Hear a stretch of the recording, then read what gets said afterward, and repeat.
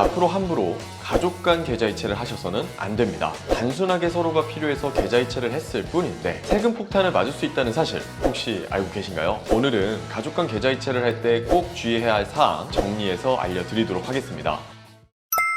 안녕하세요. 걱정마음바 첫째 아들입니다. 부모님과 자녀 그리고 배우자끼리 가족 간 계좌이체를 하는 경우가 참 많습니다. 그런데 앞으로 함부로 가족 간 계좌이체를 하셔서는 안 됩니다. 상호 간 사업이나 장사를 하는 것도 아니고 단순하게 서로가 필요해서 계좌이체를 했을 뿐인데 세금 폭탄을 맞을 수 있다는 사실 혹시 알고 계신가요? 생각지 못했던 곳에서 세금이 나갈 때 참 당황스럽고 억울합니다. 그렇다고 이미 나와버린 세금 안 내면 범법이 되어버리니 억울해도 낼 수밖에 없죠. 오늘은 가족 간 계좌이체를 할 때 꼭 주의해야 할 사항, 쓸데없는 세금이 발생하지 않게 하는 방법까지 정리해서 알려드리도록 하겠습니다. 먼저 구독, 좋아요, 알림 설정부터 부탁드리고요. 걱정마음바 지금 시작합니다.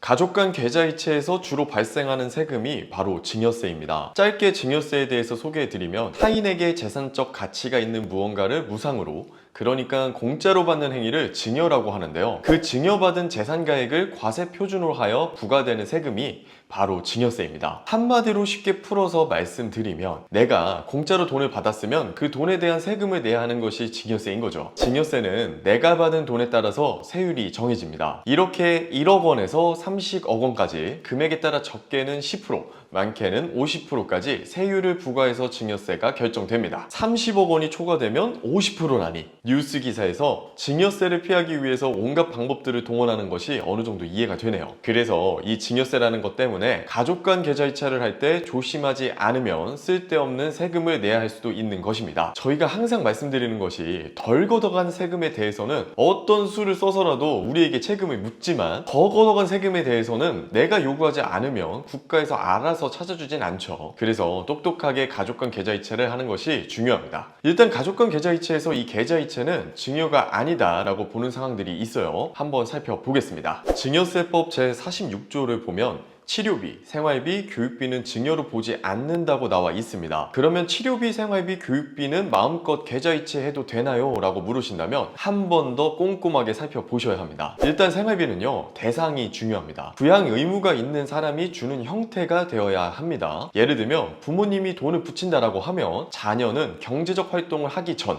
혹은 혼자 힘으로는 생활이 어려운 상태여야 하는 것이죠. 그리고 생활비로 재산 취득 행위를 하면 안 됩니다. 생활비로 받은 돈을 주식이나 주택을 샀다고 한다면 이건 증여로 인정돼서 세금을 내야 합니다. 그리고 필요시마다 소액으로 입금을 하고 몇 년치를 한 번에 입금하는 부분도 걸릴 수 있습니다. 생활비 말고도 많이들 문의 주시는 돈이 축의금입니다. 축의금도 헷갈리시는 분들이 많은데요. 축의금은 혼주인 부모의 경제적 부담을 덜어주려는 목적에서 하객이 건네는 것으로 보기 때문에 원칙적으로는 부모 소유인데요. 만약 부모의 하객이 준 거액의 축의금을 결혼 당사자인 자녀가 받아 대출 상환 등에 쓴다면 증여로 보고 증여세를 부과할 수 있습니다. 그런데 신랑과 신부의 하객들이 부모님께 대신 전달해준 축의금들도 있을 거예요. 이런 경우에는 누구에게 받은 축의금인지 방명록 등을 잘 챙겨두시면 추후 오해의 소지가 발생해도 방어할 수 있게 됩니다. 그리고 혼수용품도 많이들 궁금해 하십니다. 자녀 결혼시킬 때 냉장고, 세탁기 같은 고가의 전자제품들을 부모님들이 혼수용품으로 사주시기도 하는데요. 혼수용품으로 통상 필요하다고 인정되는 금액이면 증여세를 내지 않으셔도 됩니다. 그런데 신혼집 마련해 주려고 준 돈은 당연히 증여세 대상이 된다는 점 참고 부탁드립니다. 그러면 지금까지 말씀드린 생활비, 축의금, 혼수용품 말고는 무조건 다 증여세를 내야 할까요? 라고 물으신다면 정답은 아니요 입니다. 지금부터 증여세를 안 내는 방법도 알려드리도록 하겠습니다. 대표적으로 증여재산 공제를 이용하는 방법이 있죠. 왼쪽 표를 보시면 배우자는 6억 원, 직계존속은 5천만 원이고 직계존속이 미성년이라면 2천만 원입니다. 직계비속은 5천만 원, 기타 친족의 경우 1천만 원까지는 증여재산을 공제해 줍니다. 여기서 주의해야 할 포인트가 하나 있는데요. 이 증여재산 공제는 10년 동안 증여된 금액을 다 합한 총액 기준으로 적용됩니다. 그러니까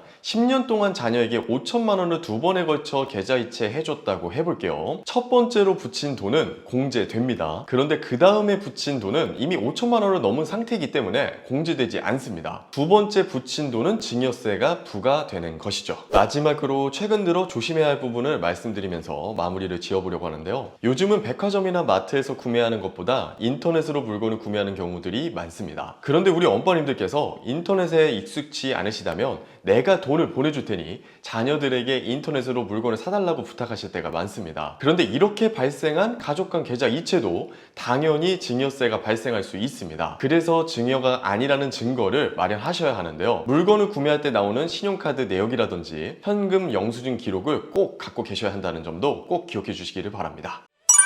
오늘은 가족끼리 계좌이체를 했을 때 주의해야 할 몇 가지들을 소개해 드렸는데요. 내가 당장은 계좌이체를 하지 않더라도 평소에 알고 계신다면 꼭 도움이 되실 수 있을 것 같습니다. 오늘 영상은 여기까지입니다. 엄빠님들의 구독, 좋아요, 알림 설정은 채널에 큰 힘이 됩니다. 다음 영상에서 뵙겠습니다. 감사합니다.